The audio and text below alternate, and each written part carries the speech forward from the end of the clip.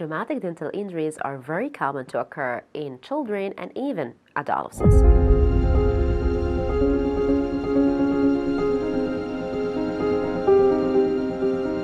So, as a pediatric dentist and even general practitioners, you should know exactly how to diagnose each case and when to treat it and how to treat it.